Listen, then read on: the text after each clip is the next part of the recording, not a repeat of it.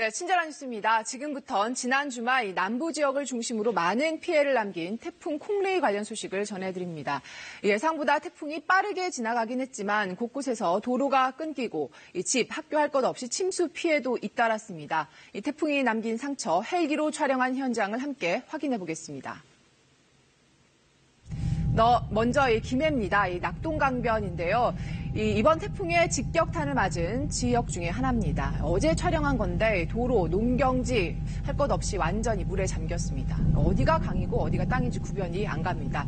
다음은 부산 해운대입니다. 만조 시간이랑 겹쳐서 피해가 컸는데 휘어진 다리도 보이고요. 초속 30m 강풍이 불면서 요트가 떠내려가고 경기장 지붕도 날아간 게 보입니다. 지금까지 집계된 이번 태풍 피해를 보면은요, 경기도 광주와 경북 영덕에서 모두 2명이 숨졌습니다. 경북 포항에서는 1명이 실종됐습니다. 주택 1,300여 채가 침수 피해를 입었고요. 이재민도 400명 넘게 발생했습니다. 이 피해가 집중된 곳은 경북 동해안, 포항과 영덕 쪽인데 이 지역 상황도 화면으로 확인해 보겠습니다. 경북 영덕군입니다. 아까 침수 피해 입은 곳이 1,300곳이 넘는다고 말씀을 드렸는데 대부분 피해가 이 지역에 집중이 됐습니다. 골목마다 물에 잠겼던 가구 또 가재 도구가 쌓여 있습니다. 특히 영덕 강구시장은 사람 키보다 높이 그러니까 2m까지 물이 들어찼는데요. 상인들 피해가 큽니다. 들어보겠습니다. 수족관도 꽤 나가고요. 한 300 나고 요게 한 200 몇십만 원에 물건 죽고 어떻게 해야 될지도 모르고 이 물건이 냉장고가 한 6대가 이런 냉장고 6대가 떠내려갔다니까 저 앞으로. 네, 가을 거지 앞둔 들판도 예외가 아니어서요.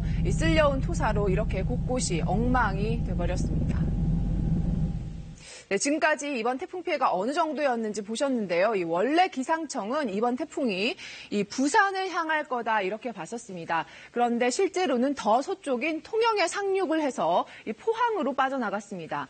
포항 영덕 쪽에 피해가 커진 것 이런 이유도 있습니다. 또 태풍 북상 전인 지난 목요일에는 제주도에 비가 700mm까지 올 거다라고 했다가 500mm로 오후에 수정을 했었거든요. 그런데 결국 제주도에는 700mm가 넘는 폭우가 쏟아졌습니다. 또 8월에 태풍 솔릭 때는 수도권을 강타한다고 했었는데 실제로는 전남, 해남으로 상륙을 했습니다. 기상청은 태풍 진로에 오차가 좀 있어도 비바람이 크게 달라지는 건 아니라는 입장입니다. 하지만 전문가들 사이에서는 예측이 정확해야 정교한 대비를 할 수 있다는 지적이 나옵니다. 태풍 북상 때 일본은 항공기까지 동원을 해서 관측의 정확성을 높이고 있습니다. 친절한 뉴스였습니다.